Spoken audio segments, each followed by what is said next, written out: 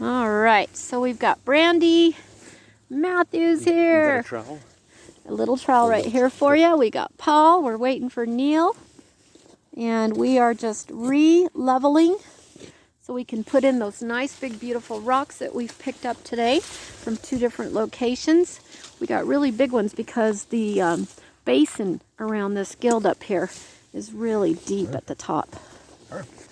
Is it good? Perfect. Right It stayed level. Yep. Now it's going up all the way and getting it level there. That's right.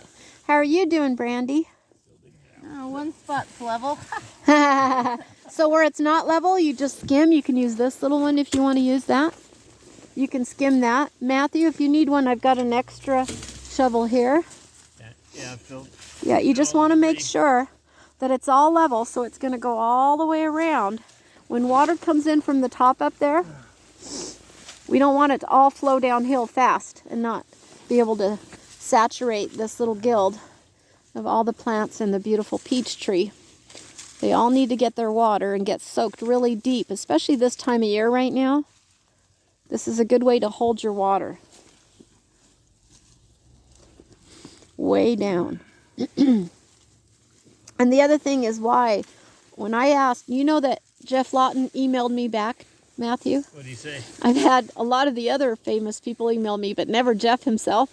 He emailed me back and he says, "You're in the desert. Of course you want to put rocks in your garden." I was like, thank you. I knew it. Remember you guys used to laugh at me when I talked about gabions? And Jeff Lawton wrote me back and says, you bet you want to use rocks. Because not only do I believe it's holding moisture in and soaking it down in the ground, but I also believe it creates condensation under the rocks. So if they're way down in a basin, see, that's why I'm doing basins. When they're way down in the basin, of course that's going to create moisture down there. And so I always was fascinated with the idea of gabions, and Matthew used to laugh at me. We're not the Dead Sea Valley, but I'm like, we're in the desert. We need this. As long as we live in the desert, we have to use techniques that'll hold water and not let it evaporate quickly. Now, you guys, last year was a very unusual year. We had humidity like we've never, ever seen in Utah before. Yeah, I know. And we had over-mulched, especially up above up there. We got lots of shade. We over-mulched around the bushes and trees. It started to mold. It started to deteriorate the trunks. I was like, get the mulch out of here. I never watered it. Just from the moisture, the humidity we had last summer, it made it too moist around some of their trunks. So I had to push the mulch away. That's a first. Usually it's the opposite. Keep adding mulch, you know? Do you get all the mushrooms and stuff in here then? Yes, yes. Do I love them? Are we ready for rocks? Well, go all the way around, you guys. Give me a level. We'll have Neil, when he shows up, do the bottom here, okay? Okay, so shall I start right there then? Now, are you level all the way around that corner? Right up to here. Okay, well, keep going around the corner. Help Matthew. Did you go this far? No. No. I haven't actually leveled yet. I've been just... Yeah, let's make sure we go all the way around the corner, you guys. It's all nice and level. Because a lot of stuff fell in since we did this basin. Here, you have a smallest shovel. Oh, you want a trowel? Yeah, even Here. one of those would work. But... You bet. Yeah. Okay. Yep. And then when we build the nice, hopefully Heather and Neil will be able to build us a nice walkway. We won't push the wood chips down in there anymore. Yep. They did a good job. Yeah, they did. They really did a good job. It was a lot of students that worked all together to finish this basin. It was pretty. This for Neil then? Down here. I want to make sure down here. Come around this corner with your level and let's see how bad it filled in down here. Let's come around this corner. What do we have here? Make sure it's all level, you guys. Right here is where I'm worried it starts to go up right here. So we might have to level down here a little bit, right through here. Okay, so what you do is you just keep coming down. Okay, that. All right, so we got to dig this up a little bit, but not too much, because you don't want to go too far down. Keep your bubble in the middle. Denise? Yes? I need to go grab a bucket for some dirt. Oh, thank you, Matthew. I forgot to bring the buckets up. I didn't think we'd dig too much, but... So we need a... So we're going to put the dirt. You put the leaves in the middle, but I don't want you to put dirt in the middle, okay? The dirt's going to go into buckets, you guys. You don't want to cover all your mulch with dirt, okay? Okay. Yep. All right. And I'm a little bit worried. Could you do me a favor and take all that mulch away from my tree? It's going to rot the trunk. You're going to kill the tree. If we can do that after we get the rock in. And then put that over the rocks. Because if I do that, then it's going to... Okay. All right. Just remember, we never leave that around the trunks because you'll rot the tree trunk.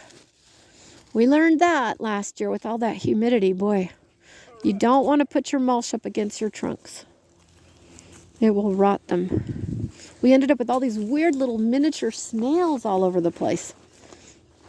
It was the weirdest humidity. I've never seen it like that in 7 years. Never saw that happen before. You're going to start putting those rocks in there. Drop that on you? No, we don't want to drop a rock on anybody. Whoops, sorry.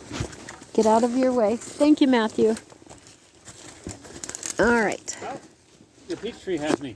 It has everybody. It loves to grab people. Goodness.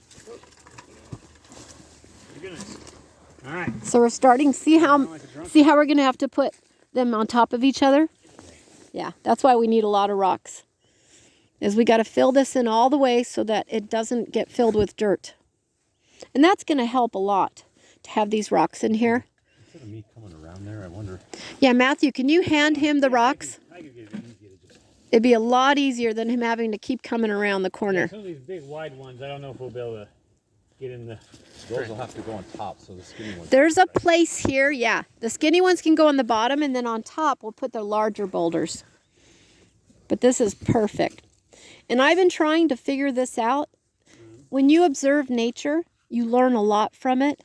So why do creeks look like this, you guys? Why are they filled, along creeks? Why are there so many rocks? The water's been moving those rocks down there, right? But it keeps the water flowing. It does. And so we're just imitating what nature naturally does too with rocks. We're creating like our little riverbed in here, And so I thought that was a really neat tip. Just to observe nature and learn from it. That's what permaculture is all about. Is imitating nature. Because why should we reinvent the wheel? It works just fine. It's been living without us. We should reinvent the rocks. Same with the the wheel of the year. The calendars. Yep. Why do we reinvent everything when nature's already been designed so perfectly? Just put it back the way it was. Leave it alone. I just watched a little piece of the Olympic ceremony, you guys. Oh my goodness.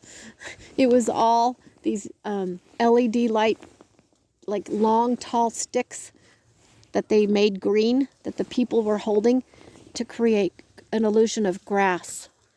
Really? Yeah. You guys are recreating grass? Okay. Go into any Michael's store too. It's for so... all of the stupid. I know, it's so ridiculous that they always want to go back to nature, but let's recreate it in an artificial way. I'm like, really? I wish you would hold the opening ceremonies actually somewhere where it's real. Real nature's much more beautiful than your fake little grass thing, but they were so proud of that little green grass. It was just hilarious when I watched it. I was like, see, you're always going back to nature. Can't get you away from nature. That tells you something. That nature's very valuable to us, just so you know. If only they could have told the story of how nature is our life support system on the planet and the solution to everything. And since they have the Loess Plateau in China, they could have shown beautiful footage of that and how they turned it from degraded soil that was all dried up and poverty and turned it into a lush, beautiful forest. That sounds like a truck. It does. Let me go check, you guys.